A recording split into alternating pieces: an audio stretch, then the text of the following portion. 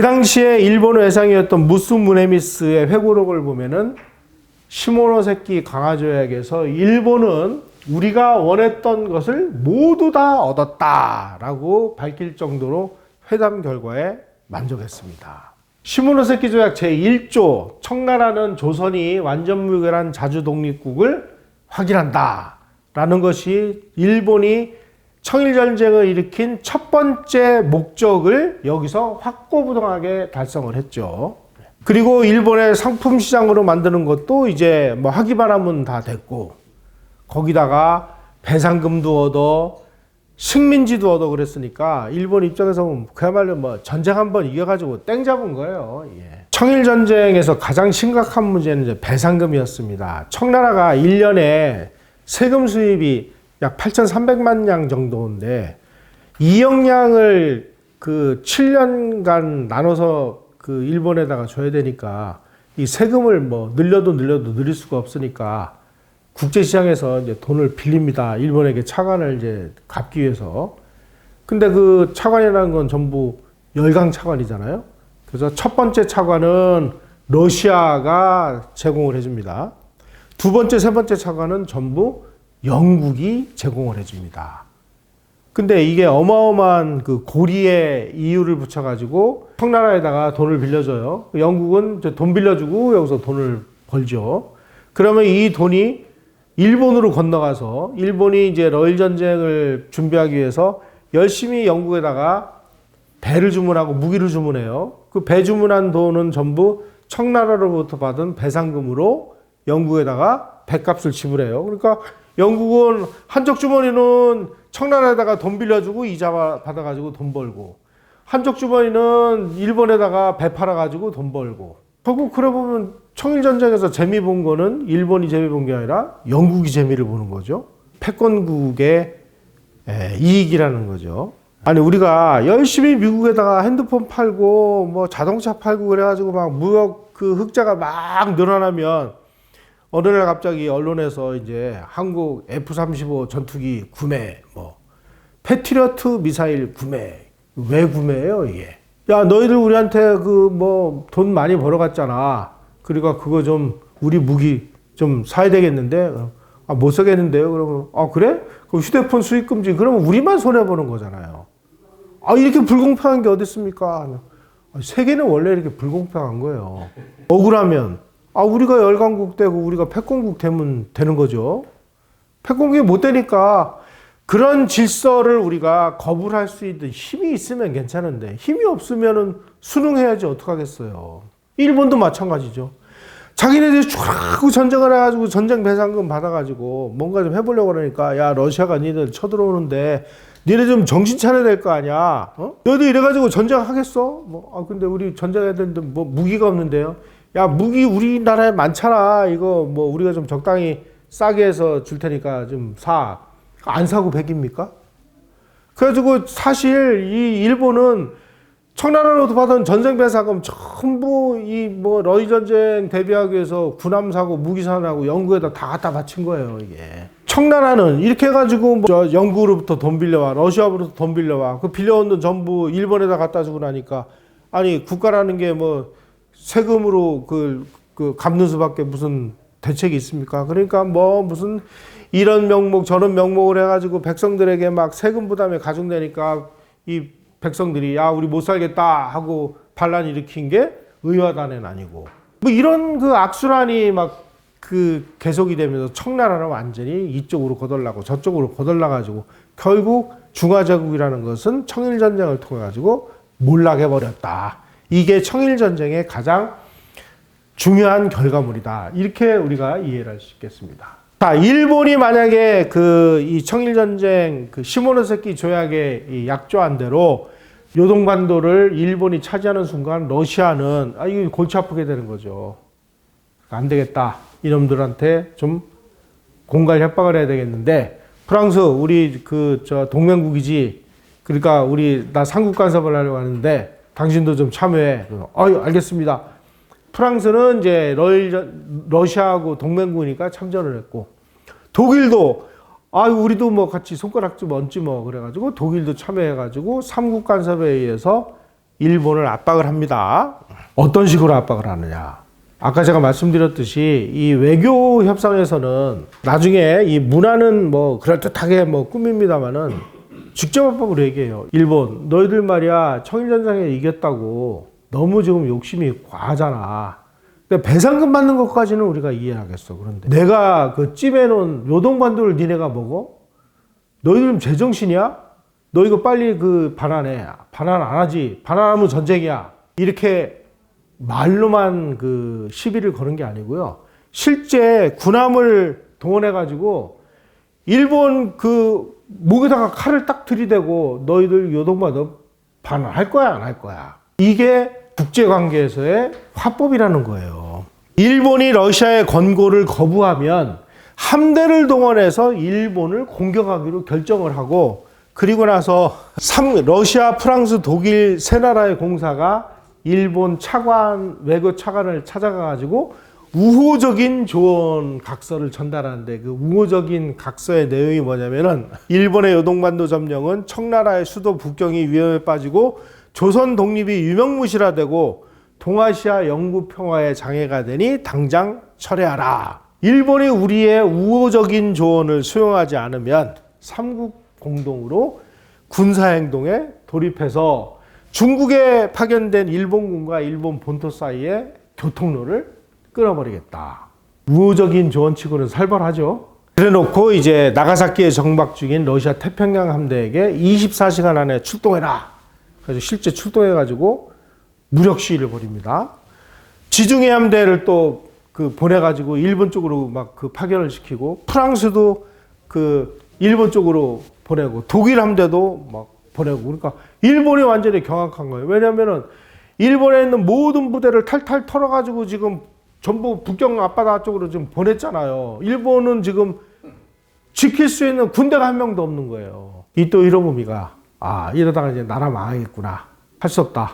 요동반도 포기한다. 그래가지고 삼국 간섭에 의해서 요동반도를 반환하기로 결정을 합니다. 이걸 일본에서는 환부라고 그렇게 합니다. 반환이라고 안 하고. 그러니까 어떤 면에서 보면 이토 히로부미 총리는 문관 출신이고 그러다 보니까 이 국제관계 이런 그 관계를 너무 잘하니까 일본 군부가 이렇게 과욕을 부리는 걸 어느 정도 제어를 했어야 되는데 이토 히로부미 같은 이런 원로마저도 군부가 막 무소불위로 막 저렇게 날뛰는 것을 제어할 수 있는 어떠한 수단도 어떠한 법적인 권한도 없었던 것이 일본이 제국주의에서 군국주의를 향하는 이런 결과물이 아닌가 하는 생각이 듭니다. 그래서 결국은 이제 반환을 결정을 합니다.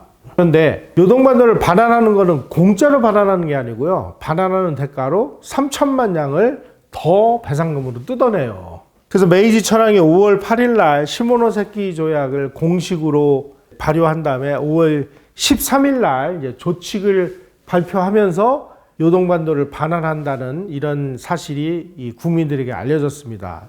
천황이 뭐라고 얘기했냐면은 러시아, 프랑스, 독일의 권유에 따라 요동반도를 천국에 반환하고 우리의 깊은 뜻과 예절을 세상에 알린다. 대국적으로 생각해 넓고 큰 도량으로 일을 처리해도 제국의 영광과 위엄을 훼손한다고 보지는 않는다. 그래서 이제 반환을 하게 됩니다. 그러니까 청일전쟁에 참전했던 군인들이 아니 우리가 피로 이걸 뺏어줬는데 이 외교전쟁에서 그냥 그 잽 한 방에 날아가가지고 이걸 반환을 하니까 막 이게 막 나라냐 그러면서 막 100명의 장교와 하사관들이 막 할복 자살하고 난리가 나요. 이때 일본은 처음으로 이 국제관계라는 게 이 정말 이 도둑놈들의 논리구나 이게. 힘이 없으면 무슨 꼴을 당하는지 우리가 정말 처절하게 느꼈구나. 이때서부터 결국은 우리가 뭔가 이 국제사회에서 발언권을 행사하려면은 군사력을 키우는 수밖에 없다. 이거를 이제 처절하게 깨닫게 됩니다. 오직 힘만이 정의로울 수 있으며 군사력만이 이 나라를 구원할 수 있는 유일한 길이구나. 아니 일본은 이제 이런 걸 통해 가지고 깨달았는데 우리는 나라가 한번 망했잖아요.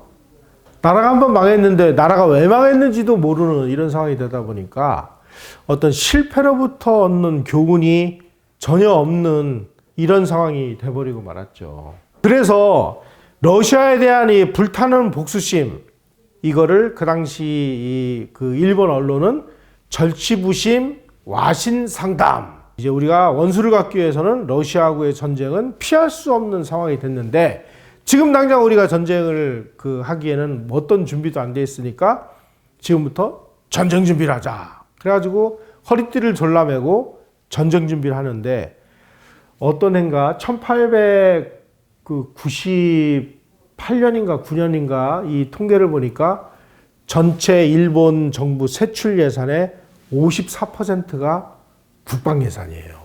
전부 전쟁을 위해서 무기 사고 군대 수 늘리고 이런 일이 벌어진 거죠.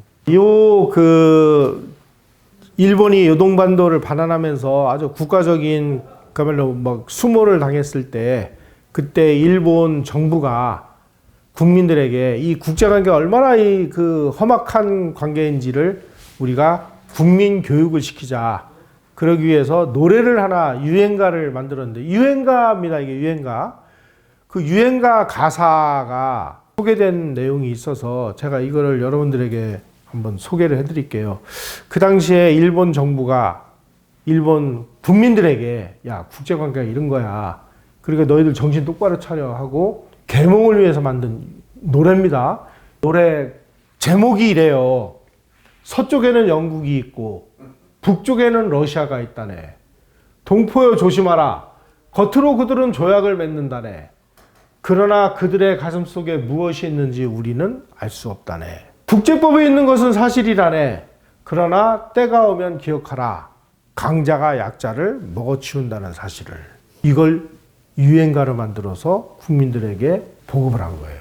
이 노래가 유행한 시기가 1895년인데 1895년에는 우리나라에도 비슷한 유행가가 유행한 적이 있죠. 봉화학이 실패한 다음에 전봉준이 처형된 다음에 새야 새야 파랑새야 녹두밭에 앉지 마라. 녹두꽃이 떨어지면 청포장수 울고 간다. 청포장수가 울고 가면 어떡할 건데. 그 노래를 통해서 우리 백성들이 뭘 깨닫는 거예요? 자, 일본 사람들은, 일본 지도부가 백성들에게, 야, 너희들 정신 차려. 국제법 이런 거 다 꽝이야. 우리가 지금 우리 스스로 무장을 하고 우리가 힘을 키우지 않으면 우리 잡혀먹어. 그러니까 너희들 정신 똑바로 차리고 말이야. 세금 많이 내. 세금 많이 내가지고 우리가 군대를 양성해가지고 러시아한테 복수를 해야 되잖아. 그러려면 똑바로 정신 차려. 근데 우리는 뭐야? 녹두꽃이 떨어지면 어떡할 건데? 뭔 메시지가 없잖아요. 이게 일본이라는 나라의 수준과 조선이라는 나라의 수준이 아니었나 하는 생각이 듭니다. 이때서부터 일본은 군국의 길로 일로 매진한 거예요. 그래서 이때서부터 이 우찌다 료헤이 같은 이런 사람들이, 야, 내가 이제 러시아의 복수전을 위해서 이 한번 바치겠노라. 그래가지고 이 사람이 블라디보스토크에다가 유도장을 만들어가지고 그 유도장을 중심으로 해가지고 이 대륙 낭인들을 모집을 해가지고, 대륙 낭인은 지난 시간에도 제가 말씀드렸습니다. 뭡니까? 이거 간첩이죠. 이 우찌다 료헤이가 만드는 이 유도장을 중심으로 해가지고 낭인들이 시베리아 벌판 곳곳을 다니면서 이제 이 러시아군 관련된 정보 수집을 하고 지도를 그리고 전쟁에 대비하기 시작을 했습니다. 다시 말씀드리면 삼국 간섭의 압력을 받는 순간 러일 전쟁은 이미 시작된 거나 마찬가지예요. 국가와 국가 간의 관계에 절대 공짜라는 건 없습니다. 우리가 한번 신세를 지면 그 신세를 반드시 갚아야 됩니다. 갚지 않으면 이건 국가로 쳐주지도 않아요. 이거를 상호관계라고 그래요. 자, 이 일본이 삼국 간섭에 의해서 국가적인 아주 치욕을 당했어요. 치욕을 한번 당하면 반드시 거기에 대한 복수를 해야 국가로 인정을 해주는 겁니다. 그래서 일본은 삼국 간섭에 의해서 요동반도를 반환하면서 이 세 나라에 다 대고 이 복수전을 준비를 해요. 그래서 1904년에 러일 전쟁을 일으켜서 러시아한테 복수했죠.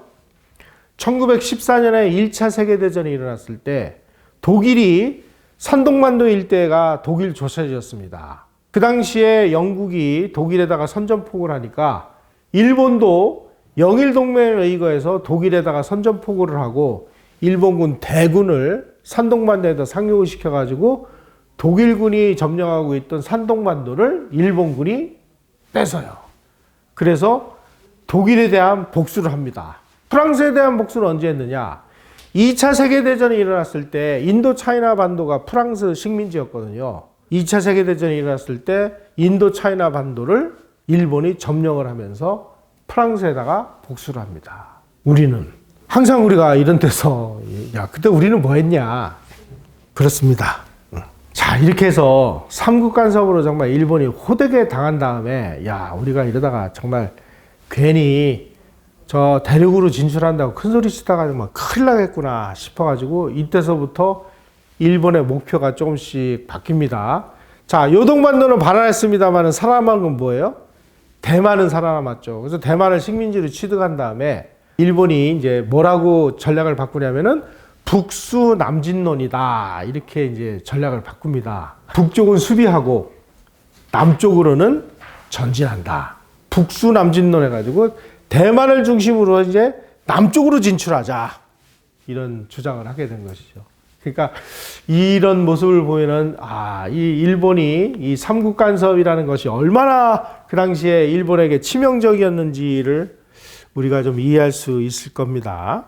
또 한 가지는 일본이 청일전쟁을 통해서 청나라를 압도적으로 이겼습니다. 모든 전투에서 그야말로 단 한 번도 패하지 않고 전투가 벌어지는 순간순간 바다하고 육상에서 다 완사이드하게 이겼습니다만은 마지막으로 외교전에서 패배하는 바람에 청일전쟁에서 일본이 달성하고자 하는 근본적인 전쟁 목표, 이 전쟁 목적을 달성하는 데는 실패했습니다.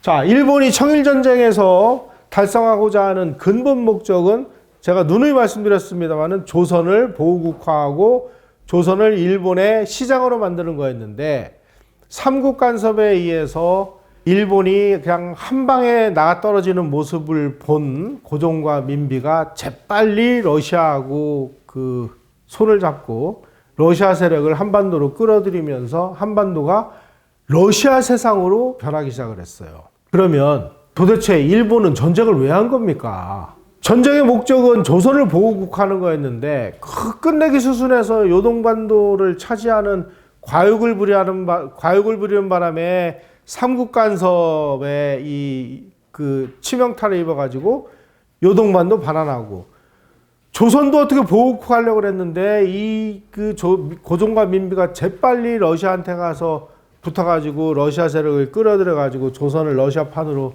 만드는 이 모습을 보고 일본이 이제 이성을 상실하죠. 그래서 이를 벌인 것이 을미사변이라는 것입니다. 그래서 을미사변과 관련해서는 다음에 자세히 설명드릴 기회가 있겠습니다만은 일본의 전쟁 목적을 그야말로 거의 다 달성할 뻔 했는데 이게 군부가 과욕을 부리는 바람에 러시아한테 한 방 얻어맞고 그 한 방 얻어맞는 모습을 본 고종과 민비가 러시아 세력을 조선으로 끌어들이면서 조선이 러시아판이 되는 이 모습을 본 일본이 그야말로 엉겁결에 저지른 참극이 바로 을미사변이다. 이런 상식을 머리에 넣고 을미사변에 대해서는 다음에 제가 설명드릴 기회에 자세히 설명을 드리도록 하겠습니다. 이것으로써 청일전쟁 4부작을 마감하게 됐는데요. 제가 간간히 강의하는 중간에 말씀을 드렸듯이 그 시절에 우리는 뭘 했나.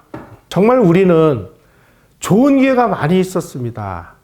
좋은 기회가 많이 있었음에도 불구하고 그 기회가 뭔지도 모르고 그냥 이상한 짓을 하다가 모든 기회 다 놓치고 그리고 세계사에서 이 패권 세력에 도전하는 러시아를 끝없이 한반도로 끌어들이면서 패권국의 눈밖에 나는 바람에 결국 한일 합방을 당하는 이런 비참한 굴레로 굴러 떨어지는 이런 모습을 보면 우리가 이 국제관계를 통해서 우리 역사를 들여다보는 이런 훈련을 지금부터 해야 될 때가 아닌가 하는 생각이 듭니다. 강의 이것으로 마치도록 하겠습니다. 고맙습니다.